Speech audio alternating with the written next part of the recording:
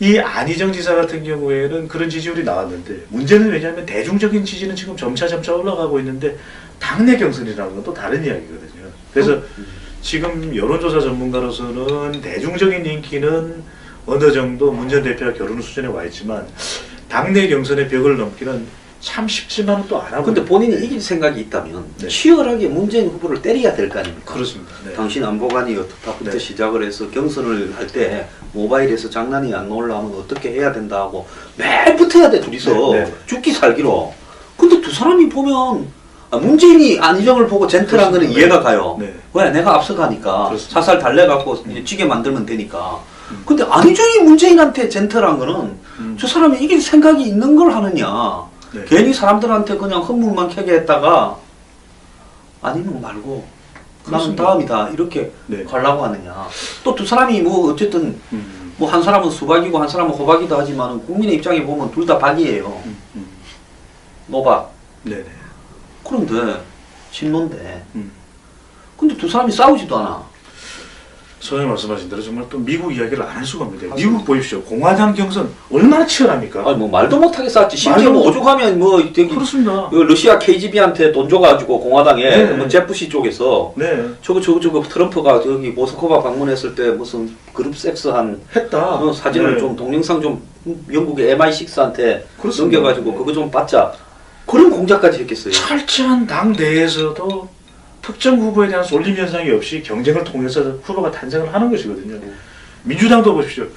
힐러리 클린턴이 또 거의 독주 체제가 되니까 버니 샌더스가 또 나타났지 않습니까? 얼마나 또 치열한 싸움을 했습니까? 두 사람이. 네. 정말 불꽃 경쟁을 해서 그렇게 후보가 되는데 우리도 적어도 당 내에서 형님 먼저, 아우 나중 이런 현상이 나타나서는 안 되는 것이고. 라면 옛날에 선전하는 거 광고 보는 것 같아. 둘이서 뱃단 들고. 그러니까 치열한 경쟁을 해야 되는데 그것이 뭐 이제 없는 뭐 이 욕설을 하라는 것이 아니라 정책 경쟁을 하면 되는 것이고 당 내 후보라도 정책이 다를 수밖에 없는 거예요. 그 다음에 네.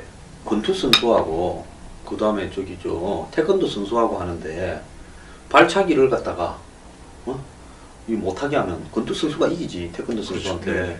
근데 그런 식으로 룰을 만들면 안 되잖아요. 네. 그럼 룰 미팅 갖고도 싸워야 될 건데. 그렇죠. 그것도 싸우지도 않아. 그러니까 박원순 시장도 그렇고 김부겸 의원도 문제를 제기하다가 못 올라갔거든요. 네. 그러니까 저는 이 링 자체가 경선이라는 것이 충분히 그러니까 어떻게 보면 이런 이야기를 하게 되면 문 전 대표를 좀 깎아내리려고 문 전 대표를 질투해서 반문이니까 이렇게 이야기를 하시는데 저는 그게 아니라 저희들이 경선을 통해서 경쟁력이 더 있는 후보가 나올 수 있고 더 많은 유권자들 국민을 만족시킬 수 있는 후보가 될 수 있는 것이거든요. 근데 오늘 이 자리도 반드시 소개를 드려야 되는 것이 이 한국갤럽이 자체 조사로 지난 7일부터 9일 실시하고 10일 발표한 조사인데 전국 1,007명 표본 오차는 95% 신뢰 수준에 플러스 마이너스 3.1%포인트이고 응답률은 20% 성, 연령, 지역, 가중치가 적용되었고요. 이 더 자세한 사항은 중앙 선거 여론조사 공정인재는 빠졌습니다. 심의위원회 홈페이지에서 확인하실 수가 있는데 참 여론조사 하시는 분들은 말할 때마다 이거 외우려면 참 선생님 제가 이야기까지는 안 들렸는데 우리 또 황장수의 뉴스 브리핑이니까 말씀드리는데 이런 제도가 현 정부에서 생겼습니다. 네. 이야기는 알맹이는 요만큼 이야기하고 밑에 들었었어요. 이 조사는 뭐 몇 프로가 뜨고 그래서 어떨 때는 방송 시간이 없을 때는 이걸 제가 엄청나게 빠른 속도로 하다 보니까 약간 이 호흡 곤란이 오기도 하고. 요즘 그래서 방송에 여론조사 하시는 분들이 잘 안 나오시구나. 네, 그래서 보면은 이 조사가 가지고 있는 것은 뭘 보여주냐 하면은 지금 현재 우리 여론에서 상당히 진보적인 성격이 강화됐다. 그래서 보시면은 응답자 중에서 336명이 나는 진보다 이렇게 응답을 하셨고요. 보수가 263명, 중도가 258명입니다. 그러니까 이 조사만 보더라도 지금 우리 국민들이 탄핵 과정에서 굉장히 진보성이 강화되어 있거든요. 근데 여기서 박근혜 대통령이 잘못한 건 잘못한 거고 네. 보수는 보수고 진보는 진보인데 네. 박 대통령이 잘못했다고 어느 날 보수가 진보가 되고 이것도 좀 웃긴 거 아닙니까? 웃기는 일이 많죠, 저희. 그건 넘어갑시다. 네. 국민들 그것도 좀 색깔 왔다리 갔다리 하지 말고 한 군데 좀 있기 바랍니다. 네. Stay there. 네. 알겠습니다. 그래서 더불어민주당도 보면은 57%가 지금 지지층 중에서는 문 전 대표를 지지하고 있는 절반이 넘는 겁니다. 그러면 어떤 이야기가 나올 수 있냐면 이 내용만 보면은 과연 더불어민주당에서 절반 이상이 문 전 대표를 지지하고 있거든요. 그럼 과연 결선 투표로 갈 수 있겠느냐? 그러니까 결선 투표로 가지 못한다면 안 지사가 1차 투표에서 앞설 수 있는 가능성은 크지 않거든요. 그러니까 이미 기울어진 운동장이라는 이야기가 나올 수밖에 없고, 그 다음에 지금 이 조사에서 더불어민주당 지지층이 20%가 안희정 지사를 지지하는 걸로 나옵니다. 아무리 안개비, 도깨비처럼 촛불을 훅 불었더니 정말 매력적인 남자로 나타났지만 적어도 더불어민주당 지지층 내에서는 그렇지 않다, 압도적이지 않다고 볼 수 있는데, 재밌는 건 보면요, 저는 이게 깜짝 놀랐는데 국민의당 지지층입니다. 국민의당 지지층에서는 문 전 대표를 지지하는 사람들이 11%입니다. 그럼 문시당 상대 나가 있죠. 11%입니다. 근데 안희정 지사는 무려 24%입니다. 네. 그러니까 오히려 스펙트럼은 안 지사가 굉장히 넓어서 많은 유권자들의 이 호응을 받고 있음에도 불구하고 더불어민주당의 이 경선에 들어가면 과연 이 벽을 넘을 수 있느냐. 그래서 어떤 분들은 물론 이건 뭐 외부에서 지금 보도에서 그렇게 이야기를 하시니까 재인산성을 넘어갈 수 있느냐 이런 이야기를 하고 있죠. 높네, 네. 높아. 네, 네. 자, 뭐 우리가 이렇게 이야기하면 나머지는 알아서 해석하십시오. 네. 자, 이제 2부로 여권 후보들 두 사람 좀 언론해 보겠습니다. 네.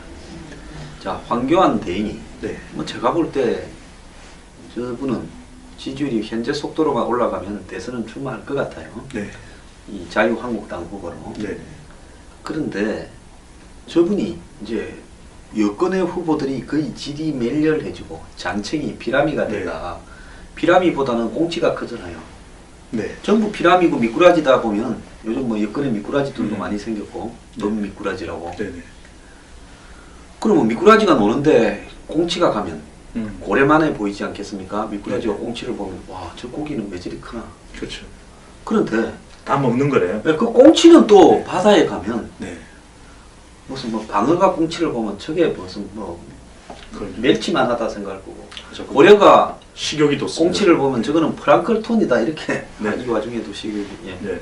이렇게 느끼지지 않겠습니까? 네. 그런데 지금 꽁치급인데 네. 지금 이 황교안 대행이 과연 언제 고래가 돼가지고 네. 네. 이 고래끼리 싸울 수 있겠느냐. 네. 그러니까 지금 현재 10%, 뭐 어떤 조사는 뭐 13%, 네. 어떤 조사는 뭐 19%, 이거 좀 왔다 갔다 해요. 네. 네. 어쨌거나 10%대인데 네. 황 대행의 외연 확장성은 어디까지 갈 것인가? 네. 어떻게 보면 그걸 이길 만큼 되겠는가? 네. 소장님은 글쎄 고래. 당연히 꽁치가 고래가 될까? 뭐 저는 가끔 고래가 됩니다, 소장님. 아, 지금도 고래. 네. 술고래. 술고래. 네. 네. 네. 죄송합니다. 네. 자, 채널 돌리시지 말고 우리 어렸을 때 또 애들 보고 고래 잡았나 이랬잖아요. 넘어가겠습니다. 네. 지금 너무 수위가 높아지고 있는 19금입니다. 네, 19금입니다. 네. 근데 가장 중요한 것은 고래가 되기 위해서는 고래는 이 대양의 강자입니다. 어떤 이 의류보다 그럼요. 보수라고 하는 바다를 결집시킬 수 있느냐. 이게 바로 황건한 대행이 꽁치에서 꽁치라고 표현했으니까 꽁치에서 고래가 되는 관건이 될 수가 있는데, 그만큼 지금 보수가 나눠져 있습니다. 너무나 지금 이게 이 보수가 일종의 그 한 사람으로 결집이 되고 있지 못하기 때문에 그런 현상이 나타나고 있거든요. 자유한국당이 있죠. 또 바른정당이 있죠. 이러다 보니까 이 꼴초꼴 다 보기 싫어서 너끼리 잘해봐라 하고 또 빠져있는 사람도 있어요. 그렇습니다. 또 태도를 또 반전 총장이 중도하차하고 난 이후에 찍을 사람 없다 이러고 있는 또 보수층 유권자들도 있거든요. 그래서 황건한 대행이 여러 가지 또 걸림돌이 있습니다. 고래가 되기 위해서 이 건한 대행이라고 하는 딱지도 상당히 부담스럽고, 또 대통령의 헌법재판소 심판 결과도 또 상당히 부담스럽고, 근데 다른 걸 다 떠나서 중요한 건 과연 지금 꿈틀꿈틀 올라오고 있는 다른 경쟁자들, 유승민 후보, 남경필 후보, 또 심지어는 이 김진 후보, 김진 후보십니다. 네. 또 트럼프 또 홍준표 지사, 이런 또 사람들이 있잖아요. 피닉스제. 피닉스제를 놓쳤네. 네네네. 피닉스제까지. 소장님 출마 안 하시는 거예요. 문수형도 있고 네네네. 문수보살. 그러다 보니까 이 모두를 아우를 수 있을 만한 보수 대결집을 과연 황근황 대행이 할 수 있느냐. 요즘에 황교안 근황 대행의 지지율이 상당히 높은 것은 그만큼 좀 보수 지지자들 쪽에서는 좀 안정감이 있다. 오히려 보수를 대변하는 이미지를 준다고 이렇게 보고 있는 것 같습니다. 근데 중요한 것은 과연 요즘 또 황교안 근황 대행의 유행어가 있는데요. 국정이 매우 엄중합니다. 차분하게 또. 이게 차분하게 이야기를 하고. 그분 또 목소리를 깔더만요. 네, 사면 앞에 조심하세요. 뒤에 조심하세요. 옆에도 조심하세요. 이러시니까. 눈 조심하세요. 네, 조심할 것도 많고 국정은 또 엄중한데. 근데 이러한 가운데 황교안 근황 대행이 주목 효과는 누리고 있습니다. 이게 여론에서 주목받는 효과가 매우 중요하거든요. 근데 주목은 받고 있는데 과연 이것이 보수 전체를 아우르는 매력으로 연결될지는 좀 지켜봐야 될 것 같고요. 이미 당명을 한번 바꾼 자유한국당의 전폭적인 지지는 받고 있는데 또 새로운 경쟁자 이 홍준표 지사 하고의 경쟁 구도는 어떻게 갈지 또는 또 바른정당 지지층까지도 다 아우를 수가 있을지 황교안 근황 대행의 기초가 주목되는데 그럼에도 불구하고 우리가 이런 이야기도 합니다. 과연 근황 대행이 출마할 수 있느냐 또 현 정부에 대한 책임은 있는데 나올 수가 있느냐라고 이야기를 하는데 중요한 것은 이 선거는 현실적인 문제거든요. 자기의 지지율이 나오게 되면 그런 욕심이 생깁니다. 나 나가겠다 이렇게 될 수밖에 없는 것이고 두 자리 지지율이기 때문에 그리고 또 중요한 것은 지금 본인이 그런 지지율을 누리고 있기 때문에 국정에 어느 정도 주도권을 질 수가 있는 것이고요. 또 권한 대응으로서 또 하나 중요한 것은 앞으로 어떻게 보면 이런 지지율이 정치적인 보험을 드는 것일 수도 있습니다. 출마를 하게 되게 되면 또 견고한 본인 지지층이 생기게 되는 거예요. 그리고 야당에 또 당수도 될 수 있고 또 그 그렇죠. 다음에 또 볼 수 있고 뭐 나이가 그리 많지 않다. 우리가 앞으로도 이걸 계속 들을 것 같습니다. 앞에 조심하세요. 뒤에 조심하세요. 옆에 조심하세요. 국정이 매우 엄중합니다. 이런 이야기를 계속 들을 것 같습니다. 서울을 할 걸 그랬어. 그러니까요. 근데 지금 이렇게 칩시다. 네네. 고래가 이제 대서양까지 나와야 그럼요. 북극도 가고 이래갖고 이제 이기는 거예요. 네. 그런데 우리가 지도를 보면 고래가 흑해에 갇혀 있어요. 그렇습니다. 흑해. 지금은 꽁치가 이제 네. 상으로는 변신을 할 것 같아. 네. 그래서 다른 꽁치들 뭐 피닉스 꽁치니 문수 꽁치니 뭐 트럼프 홍인이 다 잡아먹었다 칩시다. 네네. 그러면 흑해에 있다고. 네. 흑해는 그 이 지중해 안에서도 또 같이 물이잖아요. 그렇습니다. 그럼 보스 플러스 해협을 빠져나와가 지중해까지 다 먹어야 보스 해변 그 바다의 이름도 보스프러스네. 보수네. 보스플러스. 네. 네. 바다마저도 보수입니다. 네, 네. 이 보스플러스는 동서양을 가르는 터키 네네. 이스탄불 앞에 있는 조그마한 해협이고 그 안에 들어가면 흑해입니다. 흑해는 네네. 연못 같죠. 네네. 지도로 보면. 그럼 나와서 대서양까지 와야 보수가 지중해까지 끝까지 와야. 네. 그러면 저기에 뭐가 있습니까? 한쪽은 탕헤르고 한쪽은 스페인용. 제가 무식이 탈로 나오고 있습니다. 처음 듣는 예. 감사드렸어요. 거기까지 가야. 네. 그 이제 영국령이죠. 스페인 땅 끝에 네. 영국 그 시민지가 조그마한 게 있지 않습니까? 네. 거기까지 통과를 해야 이제 보수가 천하 통일이 되는데 네. 지금 흑해는 통일을 했다 칩시다. 통일됐는데. 이 보수 통일까지도 어려운데 네. 대서양에 나가서 이게 언제 나가냐? 언제 나가? 그런데 대선 후보로는 못 하잖아요. 그렇죠. 계속 대행만 해야 되잖아요. 네. 네. 그러면 이제 3월 13일 날 뭐 가정으로 대통령이 네. 당연히 인용된다 그러면 3월 13일 날 그만두느냐? 또 그렇게 갈지도 않아요. 대통령을 한 달 전에 그만두면 된다며요. 출마하려면 공직자가. 그렇습니다. 네. 그러면 5월 13일 날 대선을 한다면 4월 10일까지 또 대행을 할 수 있어요. 그럼 4월 10일까지 대행을 하면 네. 자유한국당은 경선을 안 합니까? 그러니까요. 저분이 나오실 때까지 우리 경선은 중단하고 저분 나오면 박수로 기다리겠다. 네. 그럼 경선은 3일만 합니까? 그렇게 할 수가 없는 거죠. 네. 그럼 그 경선에서 됐다 칩시다. 언제 그러면 바른 또 정당하고 네. 또 플레이오퍼를 합니까? 그러면 이 바른정당하고 자유한국당만 합쳐서 지금 이길 만큼이 됩니까? 정말 흑해네요. 흑해네. 그 다음에 네. 또 안철수하고 손학규하고 해갖고 네. 이긴 사람 불러서 뭐 안철수가 이겼다 칩시다. 네. 그럼 안철수 또 불러라 해서 이거는 저기 와일드 카드네. 와일드 카드네. 네. 4등 5등 와일드 카드고 네. 지금 자유한국당 와일드 월드 와일드. 그 다음에 준 플레이오퍼 안철수하고 플레이오퍼해서 코리안 네. 시리즈를 문재인하고 네. 해야 될 거 아니에요. 네. 이걸 한 달 만에 언제 합니까? 수장님 이게 저기 정말 이 세계 지리, 세계 역사에 대한 이 탁월하십니다 정말. 네. 아 근데 네. 그래서 제가 보면 그러니까 그래서 뭐 지금 초음속으로 마하로 고래가 헤엄을 쳐도 그렇습니다. 대서양까지 언제 나올지 모르겠는데 지금 흑해 안에 갇혀서 이 바다는 내 거야 하고 지금 있다라는 생각이 든다는 거예요. 고래 소리 지른다고 고래가 되는 것도 아니고. 그리고 그래서 지금 선생님이 말씀하신 대로 이 황교안 권한대행이 새누리당 이름 바꾸죠. 자유한국당 아직 헷갈리네요. 자유한국당의 지지는 받을 수 있겠지만 말씀하신 대로 그러면서도 또 이 고래가 받을 여러 가지 또 비판에 직면하게 되는 거거든요. 선생님 말씀하신 대로 만약에 권한대행의 직을 내려놓으면 정말 대한민국은 거의 한 달 이상은 정말 이 망망대해를 표류하게 됩니다.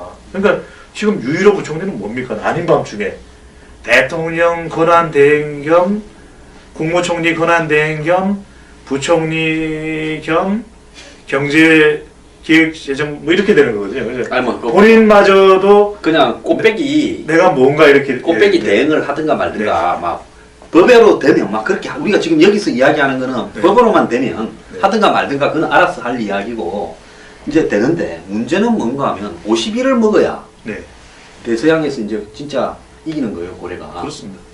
그런데 지금 흑해에서 다 먹어봤자 20이야. 네? 근데 그 20까지도 못 가고 지금 13, 14, 그렇죠. 뭐 이런 네. 원자인데 네. 대서양에 나와서 먹어봐야 40도 안 돼. 음. 예?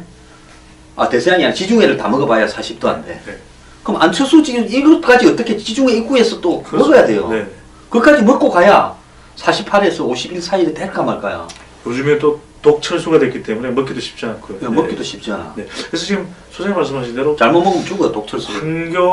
황교안 권한대행의 가장 큰 딜레마가 과연 문 전 대표를 이길 수 있는 필승 카드가 되겠냐는 거거든요. 그러니까 보수 지지층 20%는 꽁꽁꽁꽁꽁꽁꽁 흑해에 묶어둘 수 있지만 그 대서양까지 나가서 중도까지 확장성이 떨어진다는 것이거든요. 그렇기 때문에 과연 황교안 카드 자체가 보수 쪽에서는 집권 또는 대선 승리를 위한 카드냐 아니면은 대선 이후에 예. 보수층에 대한 어떤 보험으로서 예. 필요한 인물이냐 이런 예. 이 의문 예. 또 문제제기가 나오는 이유이기도 하거든요. 소장님 말씀. 예, 그래서 그렇죠. 지금은 완전히 보수 후보 쪽은 완전히 붕괴됐다. 이번 대통령 선거 같은 경우에도 오히려 더불어민주당의 경선. 그래서 문재인이냐 안희정이냐 이재명이냐 그렇죠. 오히려 이 싸움이 더 재미있어지는 상황이 되고 있다고 하는 거. 그래서 예. 오히려 경제 문제보다도 경제는 오히려 이 묻혀 있고 예. 또 안보 문제에 대해서 진보 진영 경선 내에서 이야기가 되고 있는 게 우리 예. 국민들로서는 굉장히 안타까운 일이거든요. 그러면 그런 어떤 부분에서 결국은 외연 확장을 빠른 속도로 하지 않고 그렇습니다. 네. 대응으로서 지금 3월 13일까지는 무조건 안 나와. 네. 그럼 3월 13일에서 4월 12일까지 음. 언제 나올지도 몰라. 네. 그러면 지금 죽으라고 뛰어도 흑해부터 속도가 그렇죠. 저기 이 지중해를 통과해서 정말 가기가 어려운데 네. 지금 언제 지금 그러니까요. 가냐는 거죠. 우리 계속 그 얘기를 들어야 되는 겁니다. 저희. 앞에 조심하세요. 뒤에 조심하세요. 옆에 조심하세요.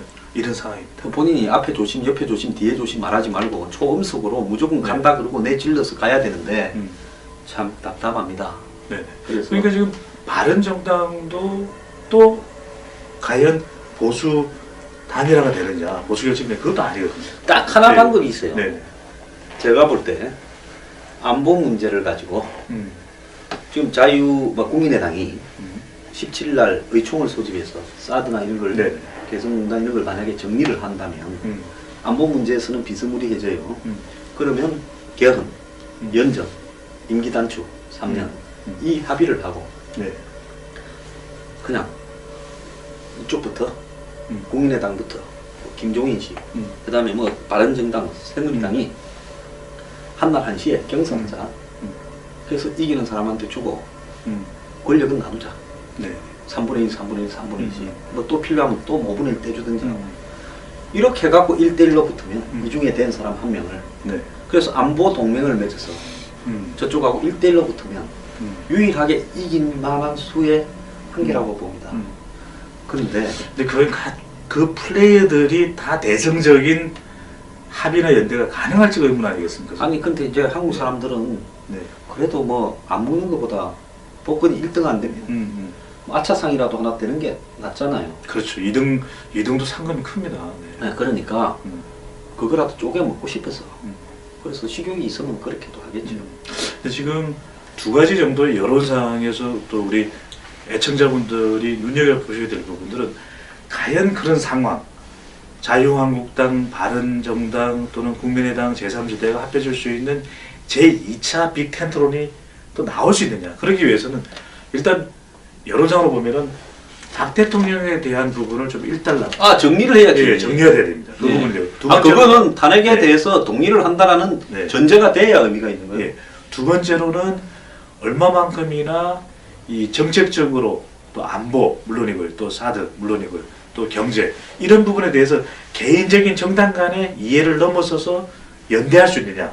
그것이 얼마나 그것이 안정적으로 보이냐. 그것이 또 중요할 수밖에 없어요. 그러니까 안보 문제 하나만 일치하면 네. 솔직히 말하면 보수가 경제적인 개혁 문제는 좀 양보를 해야 된다고 봅니다. 저는 국민의당이나 네. 이런 쪽에 네. 한국 사회의 경제 개혁이 좀 저는 많이 필요하다고 봐요. 네. 그래서 안보 문제의 바운더리만 해결되면 음. 남은 것은 좀 존중을 하면서요. 받아들일 거는 받아들이고요. 그리고 박 대통령하고는 단절해야 되는데 저는 박 대통령이 이 문제인 최대의 도움이다. 이렇게 보고 있습니다. 네. 그래서 안보 동맹을 결성해서 문대, 비문, 안보 동맹 이런 걸 딱 안보 동맹이라 붙여야 이길 겁니다. 제가 볼 때. 네네. 우리가 당선되면 음. 바로 당선 다음 날부터 이렇게 나누겠다. 음. 장관직부터 다. 음. 자, 장관직이나 이런 것은 안보에 능한 쪽에서 해라. 아니 뭐 내각을 구성을 해도 네, 돼요. 네, 아마 네. 그게 안정감을 더 네, 줄 수 총리는 있는. 또 이 중에서 누구를 하겠다. 네네. 그래서 이런 식으로 나누는 거예요. 그래서 내각도 안정적으로 구성을 해가 미리 셋업 캐비넷을 내놓고 네. 그리고 임기는 3년만 하고 개헌을 해서 2020년 네. 4월 달에 음. 총선과 대선을 같이 하겠다. 요렇게 하고 총선 끝난 다음 날부터 음. 연정을 바로 구성하겠다. 우리 브리핑을 그분들도 보고는 계신 거죠, 세연에. 그래서 네, 우리가 나중에 정의어로 정적으로 저희가 한 200만, 300만 명 네. 보고 있으니까. 네. 안보 동맹이다라는 말을 황장수가 제일 먼저 했다. 네네. 제가 원래 개헌을 엄청 싫어하는 사람이었는데 안보 문제 때문에 네. 제가 어제 밤을 새도록 고민을 하다가 음. 내가 이제는 내 욕심을 버려야 되겠다. 조금 창백해 뭐, 보이신다. 그래 힘이 좀 빠져. 다음 안보에 대해서 시원찮은 사람이 잡아서 5년 하더니 네. 내가 개헌에 대한 욕심을 이 개헌을 반대하는 네. 내 입장을 버리고 음. 차라리 개헌을 해서라도 네. 안보 동맹을 만들어서 안보를 튼튼하게 하는 게 나을 수 있다면 음. 그 길을 택하는 게 나을 것 같아 이런 생각. 소장님 말씀 또 덧붙여서 분석을 드리면은 우리가 왜 제3지대라든지 이런 것이 잘 활성화되지 않느냐 많이 이야기가 나왔던 것이 그동안은 개헌이었었거든요. 근데 개헌에 대해서 국민들이 공감을 하지만 이것이 가장 시급한 과제이냐 그것은 아니었다라는 거예요. 소장님. 아니죠. 지금 우리 국민들은 오히려 경제적인 부분 또는 안보와 관련되는 부분에 대해서 더 정확하게 동력이 될 수 있다는 이야기를 하고 있거든요. 그래서 그 부분이 되지 않았기 때문에 빅텐트론 또는 제3지대라는 것 자체가 아주 어떻게 안 되는 보면 거죠. 가시화되지 못했다. 그게 전부 이것들이 그냥 권력이나 연장해 먹으려고 그럼요. 네. 저끼리 수라를 쓰는 놈들이다. 국민들의 시각에서는 그렇게 보이죠. 네. 누가 국민들이 그거 하라 그랬냐. 그런데 지금은 뭔가 하면 안보가 위태롭다 해서 네. 안보를 베이스에 깔고 그 베이스에서 경제는 개혁하겠다고 야권의 의견을 좀 받아들이고 네네. 이러면서 이 안보 동맹을 만들게 되면 이건 국민들로 봐서는 명분이 있게 보이는 거죠. 그걸 강조드립니다. 안보동맹은 황장수 소장님의 특허입니다. 이게 특허청. 자, 이렇게 우리가 자막 나가고 있죠. 나중에 안보동맹은 특허. 나중에 수금하루는 네네. 저 사람 혹시 쓰면 네. 수금하루는 네. 우리 저 배본부장이 가서 그렇습니다. 제가 가면 안 내지는 못할 겁니다. 돌아. 가서 저기 네. 영화 그 뭡니까 비애랑 거리에 보면 조인성이 수금하 땡벌 부르면서 그렇죠. 이 수금하러 가잖아요. 그 노래죠. 제가 잘 부릅니다. 땡별 땡별. 네. 그러면서 비열한 거리 영화. 네, 그러면서 여기 딱 벗잖아요. 네. 다 벗잖아요 이렇게. 그리고 다 벗으면 안 될 것. 반스만 입고 딱 네. 드는 거예요. 돈 주라. 네. 그때 수금하러 오면 반띵 합시다. 알겠습니다. 자 그리고 이제 마지막으로 네. 뭐 이거는 중요한가 안 중요한가 모르겠는데 좀 짧게 합시다. 네. 유승민 의원 유승민. 말을 하는 거는 보면 안보는 강화해야 되고 네. 경제는 이대로는 안 된다. 개혁해야 된다. 옳은 이야기를 제일 옳게 하는 것 네. 같아요. 네. 그럼 저분은 옳은 이야기를 하는데 왜 저렇게 지지율이 저는 가장 큰 이유는 뭐 지금 뭐 한 세 가지 정도를 이야기를 드릴 수 있을 것 같은데 첫 번째는 이미지인 것 같습니다. 현 정부 지금 현 정부에서도 그래도 원내대표를 맡았었거든요. 집권여당에 지금 새누리당에 과거 새누리당에 뭐 대통령과 과거 세우긴 했지만 그래도 또 보수 유권자들이 볼 때는 이미지가 약간 대통령에 대해서 각을 세우는 그런 이미지 뭐 이른바 배신자 이미지가 남을 수 있거든요. 본인은 원치 않지만. 그리고 또 하나는 지금 본인이 보수의 어떻게 보면은 결집의 중심점이 되어야 되는데 예. 지금 또 보수가 나눠져 있습니다. 그러다 보니까 유승민 쪽으로, 유승민 후보 쪽으로 또 여론이 모아지지 않는 것이 있고요. 보수 중에서. 또 하나 전반적인 이 외연은 확정이 됐습니다. 근데 제일 중요한 것이 또 영남권 내에도 이 지지도가 엇갈리고 있다. 그러니까 TK와 PK 지역의 민심이 또 다르거든요. 그러니까 적어도 박근혜 대통령이야말로 마지막으로 영남이라고 하는 지역을 텃밭으로 해서 이 지지층을, 콘크리트 지지층을 가졌던 유일한 인물로 볼 수 있겠습니다. 그러니까 유승민 의원의 경우에는 지금 보면은 20대, 30대, 40대는 진보 진영의 후보들이 다 가져갔거든요. 그리고 수도권, 호남, 충청은 내 지역이 아닙니다. 그렇다면 영남이 남아있는데 영남에서의 결집도가 지역 결집 능력이 약하다. 그래서 이미지, 그 다음에 보수 분열, 지역 텃밭이 없다. 사실 대구가 완전 텃밭은 되지 못하고 있거든요. 바로 이런 부분들이 오히려 대구에서는 심지어 여론조사가 지금 이름을 자유한국당으로 바꾼 과거의 새누리당, 바른정당 이렇게 했을 때 바른정당보다 새누리당이 오히려 경북이나 대구에서 지지율이 높을 때도 있어요. 훨씬 높겠죠. 그러니까 후보로서는 기초 체력이 되는 것이 정당 지지율이거든요. 근데 그런 부분에 있어서 좀 유승민 또 그리고 그래서 저는 이게 적어도 현 정부는 좀 마무리되고 난 이후에 이번 대선보다는 다음 대선에서 우리가 주목할 인물이 유승민 아니냐. 그리고 저는 소장님처럼 이렇게 방송을 너무나도 잘 아시는 그런 전문가가 있으시듯이 유승민 의원이 조금 더 묵직한 그런 어떤 안정감을 주는 후보였으면 좋겠어요. 발언을 하실 때에도 물론 이제 약간 부정교합이 있으신 것 같아요. 근데 좀 더 입을 크게 벌리시면서 제같이 이게 화관이 좀 풍부하고 이렇게 해야 사람들한테 좀 안정감을 주는 거 아닙니까? 셀프 광고신 거죠? 아니 그냥 물어봤는데 네, 네, 아까 인정합니다. 방금 부정교합을 이야기 네네네. 소장님 그런 게 없죠. 그래서 네네. 관상으로는 바로 우리 대권인데요, 소장님. 누구한테까? 네. 비난의 댓글 사양합니다. 네. 하여튼 그래서 그런 좀 이미지. 왜냐하면 본인의 딸의 효과, 딸에 대한 평판이 좋으면서 이미지 효과를 봤거든요. 근데 그것보다도 가장 중요한 거는 물론 트럼프도 이방카 효과는 있었습니다. 이방카가 또 한 방이 됐는데요. 근데 중요한 거는 본인의 이미지이기 때문에 사람들은 그런 이미지로 주목하게 됩니다. 그런 이미지로 좀 더 저는 좋게 만드는 노력도 하실 필요가 반드시 저는 있다. 경상도 카리스마랑 상남자 이미지가 좀 떨어지는 거 아니에요? 그렇습니다. 이제 뭐 말씀을 하실 때는 보면은 상당히 또 카리스마가 느껴지기는 하거든요. 왜냐면 그때 이 국회에서 말한 청와대 알라 이럴 때는 좋습니다. 근데 그거는 또 다른 부드러운 이미지와 함께 강한 이미지를 또 안정감이 묵직한 이미지를 또 저만큼 묵직함도 곤란할 것 같고 또 의자가 파손될 수 있습니다. 근데 요즘에는 좀 더 묵직한 그런 어떤 혁신적이고 따뜻한 보수의 이미지, 따뜻한 이미지가 유약하면 안 되거든요. 그것이 굉장히 강하면서도 카리스마 있게 칼을 하나 이렇게 카리스마. 하여튼 그 카리스마를 좀 보여주신다면 그게 해서 이미지는 더 좋을 거라고 보이고요. 가지고 있는 컨텐츠는 많은데 지금 환경도 안 좋습니다. 보수층이 분열되어 있고 또 바른정당이 지역적 기반을 못 찾음으로 해서 또 기체 추력도 지금 허덕허덕 약해진 상태거든요. 그래서 저는 예전에 그런 분석을 한번 드린 적이 있습니다. 한 방송에서 질문을 받고 유승민 의원이 언제쯤 잘 될까요? 그래서 저는 그때 2018년 2월 26일입니다 라는 생뚱맞게 날짜를 말씀드렸거든요. 왜냐하면 대통령 퇴임 다음 날입니다. 근데 이 국민들이 지금 이 최순실 게이트로 겪고 있는 정신분열정적 상황도 네네. 유승민한테는 매우 불리한 것 같아요. 국민을 배신한 사람을 국민은 배신자라고 하잖아요. 네. 네? 네네. 저 국민을 배신한 사람을 네. 아, 더블 배신이네요. 배신자라고 네네. 하잖아요. 네네. 그래서 제가 아는 우리 가족 중에도 배신이라는 사람이 있습니다. 아니 국민을 배신한 사람이 배신자입니까? 국민을 배신한 사람을 배신한 사람이 배신자입니까? 어렵습니다, 선생님. 일부러 제가 이런 어려운 질문을 일부러 좀 저한테는 좀 어렵게 어려워. 말해야 네네. 댓글이 덜 달리거든. 덜 달리는 거예요. 저는 네. 이 총명하신 분들의 댓글만 기대합니다. 그러면 국민을 배신한 사람을 아니, 배신자로 국민을 배신한 사람을 또 배신한 사람을 배신자로 하는 거는 어떻게 되는 겁니까? 그래서 참 이거 어려운데요. 네네. 국민을 배신했다. 이건 진짜 대역 배신죄지 않습니까? 네네. 근데 그 사람을 또 배신했다고 해서 이 사람 배신자라고 그러거든요. 왠지 마무리할 타이밍인 것 같습니다, 저희. 네, 네.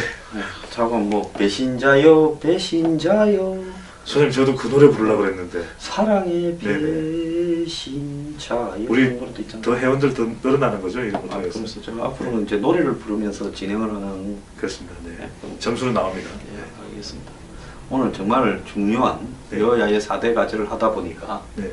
우리 철수, 강철수 네. 잘못 삼키면 죽는 똑철수 네. 부분이 빠졌는데요. 우리 정치 환경이 뭐 독해진 것 같습니다. 예. 예.